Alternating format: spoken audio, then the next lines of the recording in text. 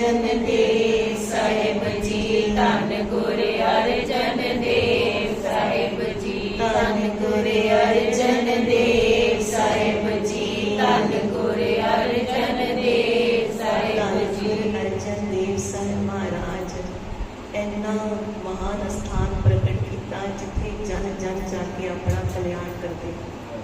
कहते इस स्थान की ऐसी शोभा है कि एक बारी जिहड़े शिव जी पास ना माता पार्वती बेनती करते कि जिहड़ा संसार है धरती के लोग ने वो बहुत ही कलयुग विच फसे हुए ने ते दर्द विच ने, उन्होंने कल्याण लई कोई सौखा मार्ग बनाओ। तो शिव जी ने कहा कि 10 लाख तीर्थ स्थान है ने, उन्होंने यात्रा करन ते अपनी कल्याण कर लैण। ते माता पार्वती जिहड़े ने वो कहते कि ये तो बहुत औखा है, उम्र घट है। गुरु अमरदास महाराज ने कहा ना, इन्होंने पास उम्र घट है, आरजा घट है, साधन घट ने, पदार्थ के जिहड़े खोटे ने, जिहड़ी मत है वो भी खोटी है। 10 लाख तीर्थों के जिहड़े ने दर्शन किवें करनगे, किवें अपना जन्म सफला करनगे। तो शिव जी कहते तुसीं कुछ तीर्थों के नाम लै दो, उन्हों का महात्म ज्यादा कर देने और खाली उन्होंने दर्शन मेले कर लेंगे तो कल्याण हो जाएगी। कहते माता पार्वती ने 68 तीर्थों के उस समय नाम लिते। गुरबाणी में चलता है, जितने तीर्थ जड़े देवी थापे तितने सब लोचे सानू धूर ताई। जिन्ने भी देवी का अर्थ है माता पार्वती ने तीर्थ थापे, 68 तीर्थों का माता ने नाम लिता, उन्होंने महात्म ज्यादा कर दिता कि 68 तीर्थों के स्नान करन नाल, दर्शन करन नाल, नतमस्तक होने नाल कल्याण जल्दी होएगी। ते कलयुग का जो समा चल रहा है, धन गुरु अमरदास महाराज ने बोली साहब का निर्माण कराया, जिदियां 84 पौड़ियां रखियां कि 84 पौड़ियां ने एक पौड़ी ते एक जपजी साहब का पाठ करके स्नान करांगे ते 84 कट्टी जाएगी, जल्दी कल्याण होगी। हुण 84 पौड़ियां वाला स्थान है बौली साहब, गोइंदवाल साहब। ते जदों सिख संगत बाबा बुढ़ा साहिब धन गुरु रामदास महाराज अगे पल्ला पा के अरदास करते, महाराज ये गृहस्थी सिख संगत जड़ी आती है ना, महाराज ये बहुत बेनतियां करते हैं, होर भी मार्ग सौखा करो। 84 पौड़ियां ते भी स्नान करने लई शरीर तगड़ा होना चाहिए, इन्ना समा होना चाहिए, इन्नी भावना होनी चाहिए कि थोड़ा होर मार्ग सौखा कर दो। कहते जिस स्थान से धन गुरु रामदास महाराज खड़े से ना, सरोवर की खुदवाई तो महाराज ने शुरू करवाई सी धन गुरु रामदास महाराज ने। कहते वो स्थान कहड़ा दर्शनी ड्योटी वाला, जितों के असीं एंटर होंगे ना अंदर जाने वाली दर्शनी ड्योटी। कहते दर्शनी ड्योटी वाले स्थान से धन गुरु रामदास महाराज खड़े सी, उतों भी 84 कदम चल के गए। 84 कदम बाद वो स्थान आ गया जिथे प्रकाश होता है। कहते कि यह 84 कदम चल के आए, इत्थे महान तीर्थ प्रकट होएगा, जिहड़े अगले 5वें जामे विच गुरु अर्जन देव जी के रूप में जिहड़ा उन्होंने मुकम्मल करांगे, उन्होंने सेवा जिहड़े 84 कदम भावना नाल वाहिगुरु मंत्र का जाप करते हुए बाणी विच ध्यान जोड़ के दर्शनी ड्योटी तो एट तक सचखंड तक आएगा, ओदी भी 84 कट गया। इन्ना सौखा कर दिता महाराज ने। गल कितों चली सी 10 लाख तीरथ, 10 लाख तीरथ तो 68 तीरथ थे, 68 तीरथ तो इको गोइंदवाल साहब 84 पौड़ियां, फिर उस तो भी सौखा। फिर महाराज कहते ये जिहड़ा हरमंदर साहब रामसर सरोवर है, अमृत सरोवर है, ये सब तीर्थों का नाथ है। इत्थे सब जिहड़े ने तीर्थ आके स्नान करया करनगे। कदों स्नान करया करनगे? बैसाखी ते दिवाली ते 6 महीने बाद, साल 2 बारी आके इत्थे स्नान करनगे ते आप भी पावन होंगे। महाराज ने घर दर्शन दीदार के मेले लगते हैं, महाराज बहुत बरकत वंडदे, शोभा बड़ी दूर दूर तक फैल रही है, क्योंकि ऐसा स्थान है जड़ा कभी पहले सुनिया नहीं, देखिया नहीं।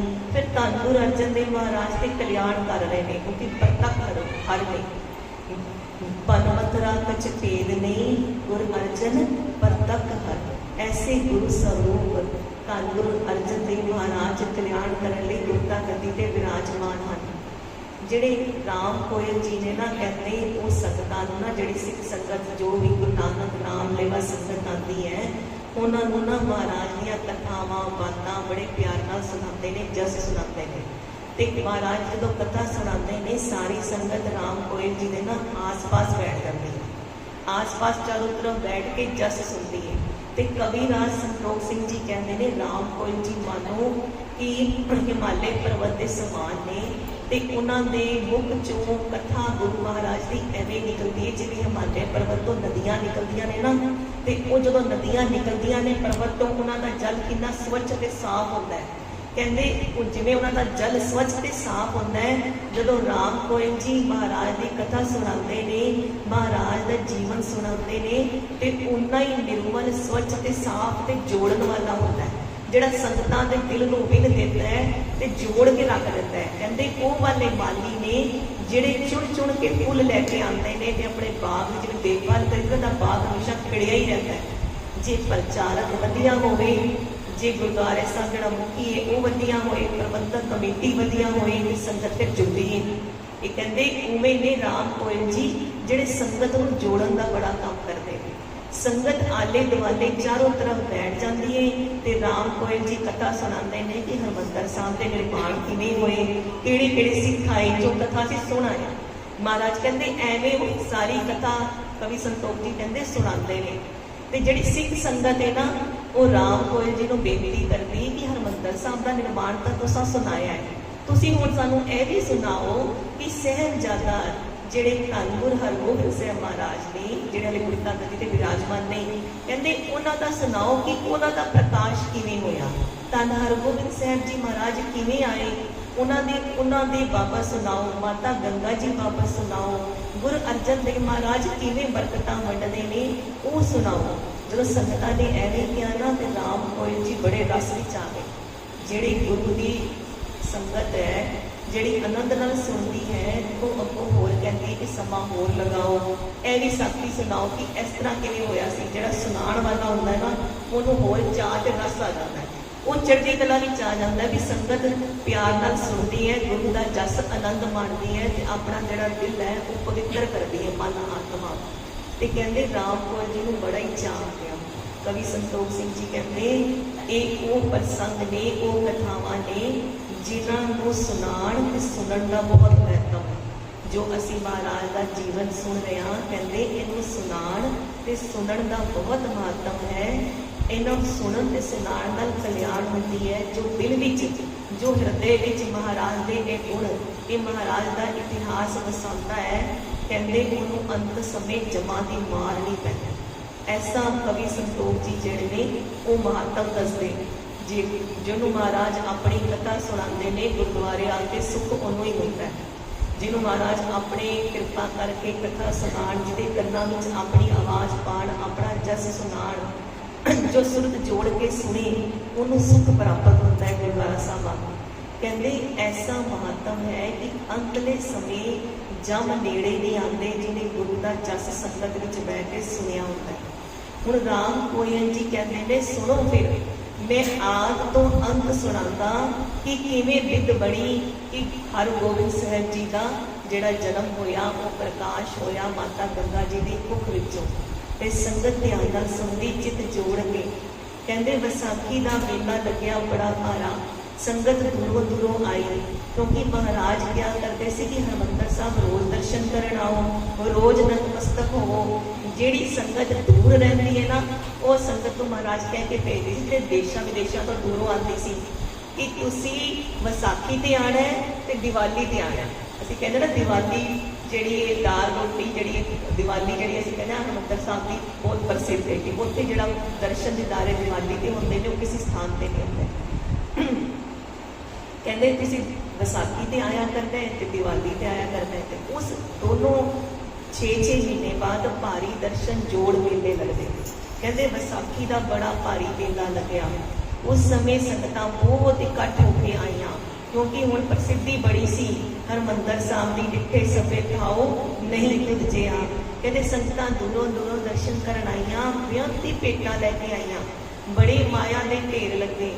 जो संगतां मूँह मुराद मंगदियां गुरु साहब उन्हां दी मनोकामना पूर्ण करते। कहते कि खाली अपने स्थान ते तख्त ते विराजमान होकर जो संगत आ रही है उसकी मनोकामना नहीं पूर्ण करते। जो घर बैठे हजूरी विच जो महाराज के चरणों 'च सुरत जोड़ के भी अरदासां बेनतियां करते ना, महाराज उन्होंने बेनतियां भी सुनते। भाई कटारू जी ने सुनी सी ना, अपने घर बैठे जो वट्टे बदल लेते थे, कहते महाराज उन्होंने बेनतियां भी सुनते। ते महाराज किसी को दुध देंदे, दुध तो भाव जिहदे घर बरकत नहीं है, गरीबी है, उहदा दलिद्र कट देंदे, किसी को पुੱਤ देंदे, किसी को कारोबार देंदे। फिर कई विरले जिहड़े आंदे वो नाम की असीस मंगते, उन्होंने नाम दान देंदे। जो महाराज को सेवावां मंगते महाराज अपने पास रख लेंदे, वो फिर सेवा विच लग जाते। किसी को महाराज विवेक बुद्ध प्रदान करते। कहते एवें जिहड़े महाराज ने बेअंत दाता वंडदे ते अमृत वचन सुना सुना के संगतां नूं निहाल करते। महाराज बस कैसियां दाता ने, कहते जितने फल मन वांछिए तितड़े सतगुर पास। जिन्ने फल तुहानूं चाहिए ना, जिन्ने मन नूं चाहिए होंदे ने, उन्ने ही सतगुर पास ने। उस तो ज्यादा ही ने तुहाडा मन सोच नहीं सकता कि किन्ने फल। कहते ऐसियां दाता लैंदे सब आके। उस विसाखी के मेले विच एक सिख आया, बड़ी भावना नाल, वो विदेश तो आया ते वो बड़िया कीमती दाता लैके आया। कीमती दाता विच की लैके आया? तेवर ते जेवर। कहते कि वो लैके आया वस्त्र बने हुए ते जेवर लैके आया, गहने जिहड़े हुंदे ने बड़े हुए। कहते गहने भी बड़े सोहणे सी ते जिहड़े वस्त्र सी वो भी बड़े सोहणे, बड़े ही जिवें जड़ी दे बने हुए चमकदार, बड़े सोहणे, जिहदे मोती जड़े होण। ऐसे वस्त्र बड़े कीमती और बड़े दिल नाल बना के लैके आए वो सेवा विच। ते उन्होंने महाराज अगे बेनतियां कीतियां कि महाराज अगे जो भी माया के ढेर लगते हैं महाराज अगे सिखां नूं दे दिंदे ने कि वरतो। ते उन्होंने सिख लिया के महाराज पासे की बेनती की? महाराज अगे बेनतियां कीतियां कि जो ए भेटां ने ना महाराज, ये आप जी के महल लई ने, माता जी वास्ते, ए जेवर भी ते ए वस्त्र भी। आप जी कृपा करो भी ये माता जी अंगीकार करन। जिवें असीं महाराजा से बस कहते कि महाराज अंगीकार करन। कहते कि ये जिहड़े भेटावां ने, जेवर ते ये जिहड़े वस्त्र ने, ये आप जी के महल माता गंगा जी पास होण। ते महाराज ने बेनती स्वीकार कर दी। महाराज के जिहड़े आनंद कारज ने वो पिंड बिगले हुए सी। महाराज जब जंज लैके गए सी ना, कहते गरीब तो गरीब बंदे भी महाराज कृपा करके जंज विच लै गए सी। गरीब बंदे को पाण वास्ते वस्त्र नहीं होंदे, महाराज ने अपने वस्त्र तक दिते सी पाण लई संगतां नूं। ते जिथे जंज गई सी उत्थे गुरुद्वारा साहब स्थापित है, उत्थे महाराज के वस्त्र भी सुशोभित ने दर्शन करने लई जिहड़ी संगतां नूं देते सी पाण लई। महाराज ने उस समय भी बड़ी कृपा कीती सी। ते माता गंगा जी जो आनंद कारज करके आए, माता गंगा जी जपजी साहब के बहुत अभ्यासी सन, बड़ी चंगी रूह सी सत्संग करने वाले। एक दिन इस वृतांत तो पहले भी कहते एक हो चुकिया सी। महाराज को ना माता गंगा जी ने गहने मंगे सी। महाराज को कहा सी बेनती करके कि सारियां कोल गहने होंदे ने, मैनूं भी गहने चाहिए। ते महाराज ने कहा सी तुहानूं गहने चाहिए ने, होर जिहड़ियां इस्त्रियां होंदियां ने ना वो विनस भी जांदियां ने, उन्हां दे गहने भी नाश हो जाते हैं। आओ तुहानूं ऐसा गहना दिंदे आ जिहड़ा कदी नाश नहीं होएगा। ते माता गंगा जी कहते हाँ दिओ ऐसे गहने जिहड़े कदी नाश नहीं होंदे। ते अपने सन्मुख बिठा के धन गुरु अर्जन देव महाराज ने 52 अखरी की जिहड़ी है ना गुरबाणी सारी बाणी उच्चारण की सी। जिहदे पहले असीं श्लोक पढ़ते हाँ, पर किहड़ा श्लोक पढ़ते हैं? हाँ जी हाँ जी नहीं नहीं 52 अखरी का आद अंत श्लोक पढ़ना, आद परमेश्वर वाला पढ़ते हैं भाई। 52 अखरी पढ़ते हैं भाई साहब। गुरुदेव माता, गुरुदेव पिता, गुरुदेव सखा परमेश्वर। भाई गुरुदेव माता, गुरुदेव पिता, गुरुदेव सखा परमेश्वर। ये श्लोक महाराज ने आदि विच भी पढ़िया, अंत विच भी पढ़िया।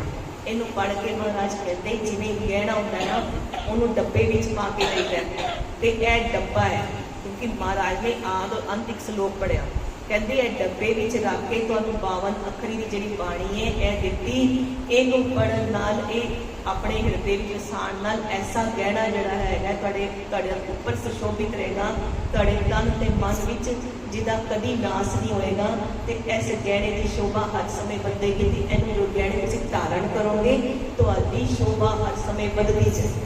ऐसा गहना महाराज ने दिता। जिहड़ी कहते ने पुराणियां बेटियां ने ना महाराज कृपा करन मैं 52 अखरी नहीं पढ़ती, मैंने सोचता मैं पढ़ गया। पर पुराणियां बीबियां सारियां कहते ने 52 अखरी दी बाणी पढ़दियां सी ते याद कंठ भी करदियां सी। क्यों? क्योंकि ये गहरे सी बीबियां लई 52 अखरी दी।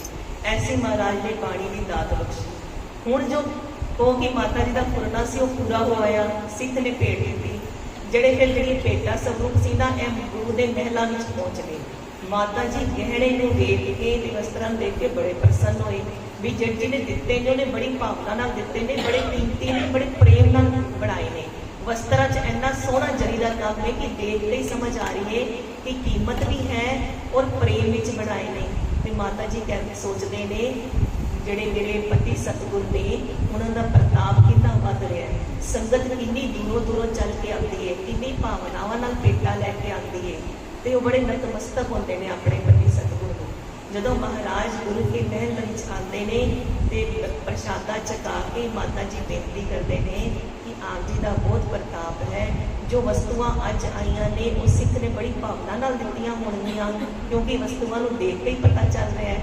ਜਦੋਂ ਮਾਤਾ ਜੀ ਦੀ ਐਸੀ ਭਾਵਨਾ ਧੰਨ ਗੁਰੂ ਅਰਜਨ ਦੇਵ ਮਹਾਰਾਜ ਨੇ ਵੇਖੀ ਨਾ, ਕਹਿੰਦੇ ਕਿ ਇਹ ਮੇਰਾ ਪ੍ਰਤਾਪ ਨਹੀਂ, ਇਹ ਗੁਰੂ ਨਾਨਕ ਦੇਵ ਜੀ ਦਾ ਪ੍ਰਤਾਪ। ਇਹ ਸਾਰੀਆਂ ਜਿਹੜੀਆਂ ਵਸਤੂਆਂ ਮਿਲਦੀਆਂ ਨੇ ਨਾ, ਇਹ ਗੁਰੂ ਨਾਨਕ ਦੇਵ ਜੀ ਦੇ ਪ੍ਰਤਾਪ ਨਾਲ ਮਿਲਦੀਆਂ ਨੇ, ਜਿਨ੍ਹਾਂ ਨੇ ਨਾਮ ਨਾਲ ਸਾਰੇ ਜਗਤ ਨੂੰ ਧਾਰਨਾ ਕੀਤਾ ਸੀ ਤੇ ਜਿਨ੍ਹਾਂ ਦੀ ਗੁਰਿਆਈ ਗੱਦੀ ਤੇ ਅਸੀਂ ਸੇਵਾ ਲਈ ਥਾਪੇ ਨੇ।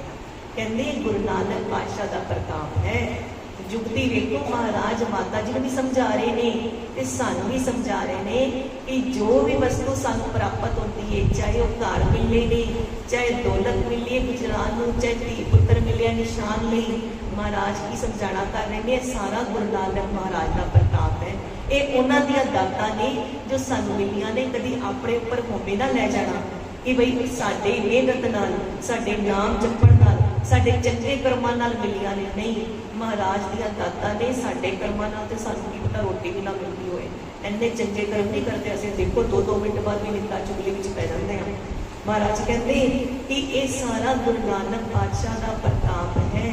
ਤੇ ਫਿਰ ਉਹ ਮਾਤਾ ਗੰਗਾ ਜੀ ਸੀਸ ਝੁਕਾ ਕੇ ਹੱਥ ਜੋੜ ਕੇ ਕੀ ਕਹਿੰਦੇ ਨੇ, ਧੰਨ ਗੁਰੂ ਨਾਨਕ ਦੇਵ ਸਾਹਿਬ ਜੀ, ਧੰਨ ਗੁਰੂ ਨਾਨਕ ਦੇਵ ਸਾਹਿਬ ਜੀ, ਧੰਨ ਗੁਰੂ ਨਾਨਕ ਦੇਵ ਸਾਹਿਬ ਜੀ, ਧੰਨ ਗੁਰੂ ਨਾਨਕ ਦੇਵ ਸਾਹਿਬ ਤਾਈ ਜੀ। ਕਰਕੇ ਜਦੋਂ ਅਰਦਾਸ ਬੇਨਤੀ ਕਰਦੇ ਨਾ ਅਸੀਂ ਮਹਾਰਾਜ ਨੂੰ ਕੀ ਕਹਿੰਦੇ ਆ, ਆਪ ਜੀ ਦੀ ਬਖਸ਼ੀਆਂ ਹੋਈਆਂ ਦਾਤਾਂ ਵਿੱਚੋਂ ਆਪ ਜੀ ਦੇ ਸਨਮੁਖ ਕੜਾ ਪ੍ਰਸ਼ਾਦੀ ਦੇ ਹਾਜ਼ਰ। ਆਪ ਜੀ ਦੀ ਬਖਸ਼ੀਆਂ ਹੋਈਆਂ ਦਾਤਾਂ ਵਿੱਚੋਂ ਆਪ ਜੀ ਦੇ ਸਨਮੁਖ ਕੀਰਤਨ ਭੇਟਾ, ਅਰਦਾਸ ਭੇਟਾ ਹਾਜ਼ਰ ਹੈ, ਕਿਉਂਕਿ ਦਾਤਾਂ ਆਪ ਜੀ ਨੇ ਬਖਸ਼ੀਆਂ ਨੇ।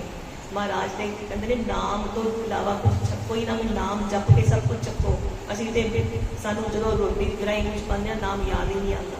ਜਦੋਂ ਬਿਨਾਂ ਮਹਾਰਾਜ ਨੂੰ ਚੇਤੇ ਕਰਕੇ ਗੁਰਕੀ ਮੂੰਹ ਚ ਪਾ ਲੈਂਦੇ ਆ ਤੇ ਨਾਮ ਬਿਨਾਂ ਜੋ ਪਹਿਰੇ ਖਾਏ, ਕਿਉਂਕਿ ਹੁੰਦਾ ਹੈ ਜਿਵੇਂ ਕੁੱਤਿਆਂ ਝੂਠ ਚ ਮੂੰਹ ਮਾਰਦਾ, ਉਵੇਂ ਅਸੀਂ ਝੂਠ ਚ ਮੂੰਹ ਮਾਰਦੇ ਹਾਂ ਜੋ ਨਾਮ ਤੋਂ ਬਗੈਰ ਖਾਂਦਾ ਤੇ ਪੀਤਾ ਹੈ। ਮਹਾਰਾਜ ਨੇ ਐਸੀ ਬਰਕਤਾਂ ਰੱਖੀਆਂ ਨੇ ਬਾਣੀ ਵਿੱਚ ਕਿ ਬਾਣੀ ਤੋਂ ਬੇਮੁਖ ਕਦੀ ਨਾ ਹੋ। ਜੋ ਬਾਣੀ ਦੇ ਸਨਮੁਖ ਰਹਿੰਦਾ ਹੈ ਉਹ ਸਦਾ ਚੜ੍ਹਦੀ ਕਲਾ ਵਿੱਚ ਤੇ ਮਹਾਰਾਜ ਦੇ ਓਟ ਆਸਰੇ ਵਿੱਚ ਕਿਸੇ ਵੀ ਪ੍ਰਕਾਰ ਦੇ ਦੁੱਖ ਤਕਲੀਫ ਤੋਂ ਦੂਰ ਰਹਿੰਦਾ ਹੈ। ਜਿਹਨੂੰ ਬਾਣੀ ਵਿਸਰ ਜਾਂਦੀ ਹੈ ਉਹ ਪੱਕੇ ਰੋਗੀ ਆਕਰ ਮਿਲਾਂਦਾ ਹੈ।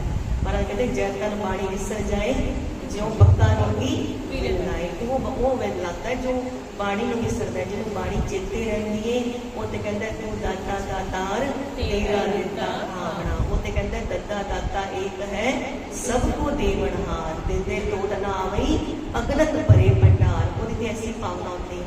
ਮਹਾਰਾਜ ਕਿਰਪਾ ਕਰਨ, ਮਾਤਾ ਜੀ ਬੜੇ ਪ੍ਰਸੰਨ ਨੇ ਤੇ ਮਾਤਾ ਜੀ ਉਹ ਵਾਲੇ ਗਹਿਣੇ ਤੇ ਉਹ ਵਸਤਰ ਧਾਰਨ ਕਦੋਂ ਕਰਦੇ ਨੇ, ਜਦੋਂ ਕੋਈ ਵਿਸ਼ੇਸ਼ ਗੁਰਪੁਰਬ ਹੁੰਦਾ ਹੈ।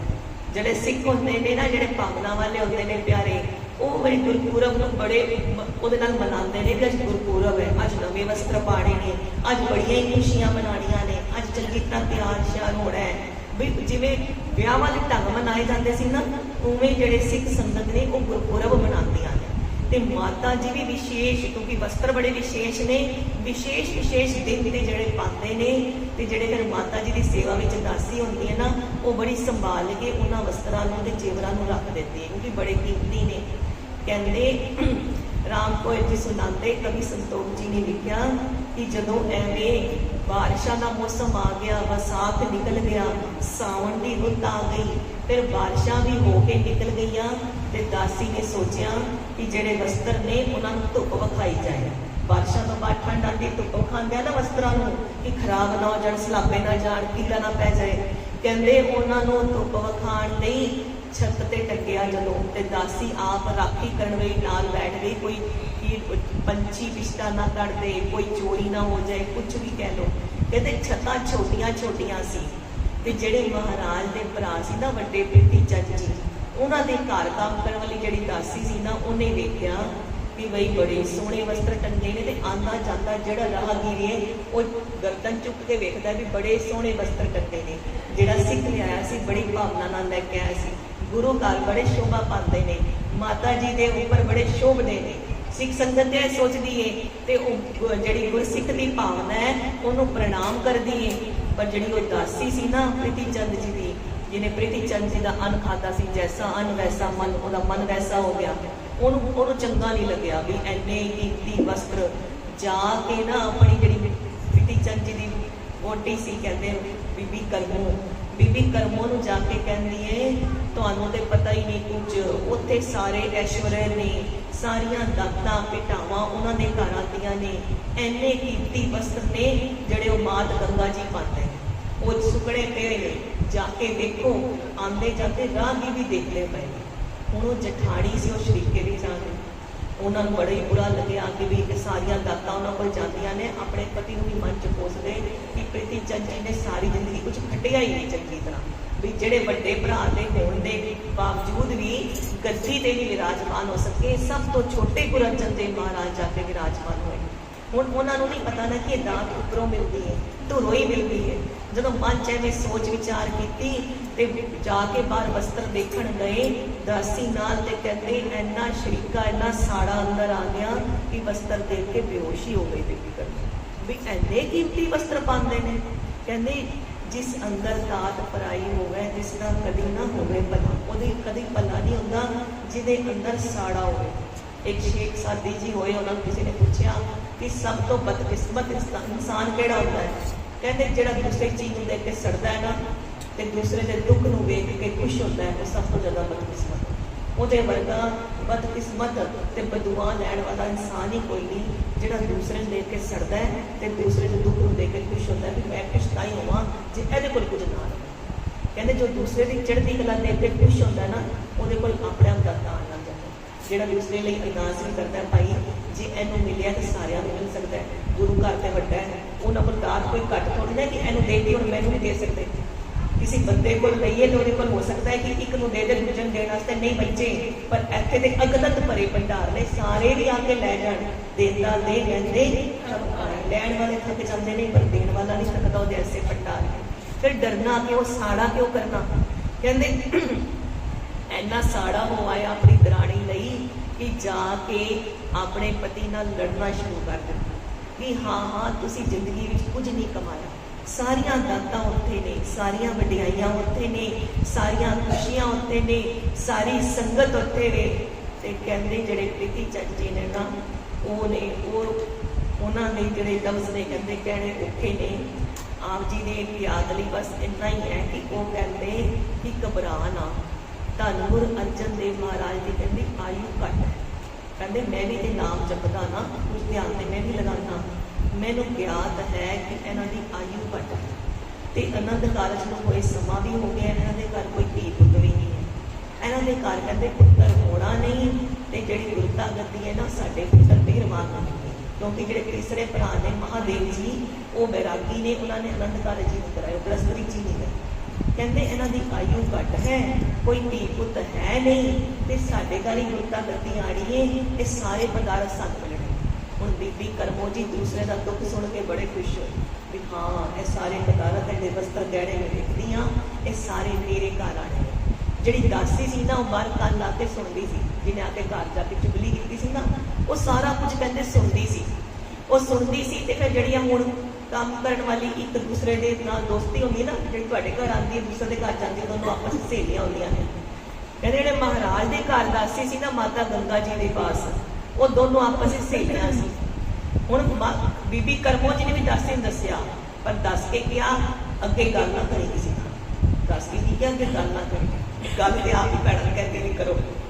कहते फिर वो दासी जे सी ना वो जाके माता गंगा जी की दासी को बड़े खुश होकर दसदी, बड़े चाह नाल, ये सारा कुछ तुहाडे कोल नहीं रहना, ये साडे कोल वापस आ जाना है। कहते उन्हें बड़े जिवें उत्साह नाल दसिया ना कि जिहड़े पंजवें पातशाह ने उन्होंने आयु घट है, उन्होंने चले जाना है, कोई पुत्र होना नहीं माता गंगा जी को, उन्होंने एवं ही जो वर्ड असीं बोलते नहीं कहते बांझ रह जाना है, तो साडे घर सारा ऐश आना तो मेहरबान को गुरता करनी मिलनी। कहते जिहड़ी दासी अन्न खांदी सी उहदा मन वैसा सी, यह दासी खांदी सी अन्न गुरु अर्जन देव जी के घर का, ते माता गंगा जी की सेवा में रहिंदी सी, उहदा मन कैसा सी गुरु के प्रति प्यार वाला। तो उन्होंने सुन के बड़ा दुख लग्या भी ऐसे लफ्ज इस्तेमाल करते हैं। वो कहती मैनू ना सुना, हुण घर जाके कहते उस दासी को चैन ही ना पवे, पासे मारे कि मैं करा की, चुगली करनी नहीं चाहिए, पर जे ना दसा माता गंगा जी को भी नहीं चंगा, दसना तो चाहिए ना कि जोड़े शरीक ने उन्होंने मना में की पक रहे हैं, वो की सोच रहे हैं कि क्या वाकई धन गुरु अर्जन देव महाराज की आयु घट है, क्या वाकई माता गंगा जी को कोई साहिबजादे नहीं होणगे। हुण मन में जदों विआह नहीं गया बड़ा दुख लग्या, तो माता गंगा जी को जाके चरड़ी बैठ के कहती गल दसा, तो फिर उन्हें सारी जो गल दसी, कहते माता गंगा जी का भी दिल छोटा हो गया भी शरीक साडे बारे एवें सोचते हैं भी मेरे घर कोई साहिबजादा नहीं होणगे, इन्हां दी आयु घट है मेरे पति की। जदों एवें मन बड़ा छोटा हो गया ना, मन बड़ा उदास होया, तो कहते वो अपने जिहड़े नेम सी ना वो भी बड़े उदासी नाल करन लग गए। हुण जिहड़ी गल है अपने पति सतगुरु अगे भी नहीं कर रहे, पर मन छोटा करी जा रहे हैं, अंदरों जिवें झोला लग गया कोई। जी जिहड़ी दासी नूं मैं सारी गल्लां सुनाइयां सी ना, वो दासी ने जिहड़ी अपनी सहेली जिहड़ी बीबी करमो जी दी दासी है ना, उन्होंने फिर मिल के कहती देखी कुछ भी नहीं होएगा, साडे गुरु अर्जन देव जी महान ने, ऐसे घर विच सब कुछ है, माता गंगा जी के घर साहिबजादे भी होणगे, गुरता गद्दी इत्थे ही रहेगी, जो तू कहती है ऐसा कुछ नहीं होएगा। मैं तो यह कहनी हाँ जिहड़ा गुरु के बारे गलत चितवदा है वह अपना ही गलत होगा, जो बंदा चितवे पिवे सतगुर का तिस पावण हारे आप मारिया। उन्होंने तो पावण हारे आप मारते ने, जिहड़ा कोई निंदा चुगली करता है पूरे सतगुर की उन्होंने मंदा चितवा है, क्योंकि सतगुर ते कल्याण करने लिए आए हैं। जे सतगुरु अपने सिखां की पालना करते हैं, विरुद्ध की पालना करते हैं, उन्होंने कोई एडी बर्दाश्त नहीं करते, तो सतगुरु की जिहड़ी है वो बुराई वो अकाल पुरख वाहिगुरू जी आप किवें बर्दाश्त करनगे, जबकि अकाल पुरख का अपना रूप ने धन गुरु अर्जन देव महाराज, तो एवें नहीं हो सकता ना कि उन्होंने बुराई बर्दाश्त की जाए। जो महाराज दियां एवें वड्डियाइयां सिफतां उस दासी ने कीतियां, ते कहते सहज सुभाव पहले उस दासी के मुँह च अखर निकले। कवि संतोख जी कहते पहले सब तो पहले उस दासी ने कहा मेरे महाराज के घर पे ऐसा पुत्र आएगा जिन्होंने वेख के बैरी कब्जा करन दे तेरे वर्गे, ऐसे पुत्र आएगा मेरे महाराज के घर। उन्हें प्यार नाल चढ़दी कला नाल ते मान नाल किया, उन्होंने कोई पता थोड़ी ना कि भविष्य में धन हरगोबिंद साहब जी ने आना है, जिन्होंने वेख के वाकई बैरियां ने कम जाना है। ऐसे मान के प्यार विच आ गई अपने गुरु के चरणों का त्याग करके, कहती मेरे घर साडे घर ते मेरी सरकार के घर ते ऐसा पुत्र आएगा जिन्होंने वेख के जिहड़े साड़े करते हैं वो सारियां दा आप ही नाश हो जाएगा। ते जिहड़े बीबी करमो जी के प्रीत्या चंद जी ना प्रीति चंद जी की अपनी आयु बड़ी घट हुई सी, उन्हों का भी नाश हो गया से अगे चल गया। ऐसे जिहड़े वो दासी ने पहले वचन बोले, फिर राम होए जी अगे सुनाणगे कि किवें माता गंगा जी बाबा बुढ़ा साहब जी पास गए। महाराज कृपा करन, समय की समाप्ति है, असीं कल इत्थों दी फिर अगे प्रसंग तोरांगे। धन धन बाबा बुढ़ा साहब जी, धन धन बाबा ये वड्याई जिहड़ी है धन गुरु अर्जन देव महाराज बाबा बुढ़ा साहब जी नूं देणगे। ये असीं महाराज दे कल दर्शन दीदार करांगे। धन गुरु अर्जन देव साहिब जी, धन गुरु अर्जन देव साहिब जी, धन गुरु अर्जन देव साहिब जी, धन गुरु अर्जन देव साहिब जी। झूलते निशान रहे सजते दीवान रहे, वाहिगुरू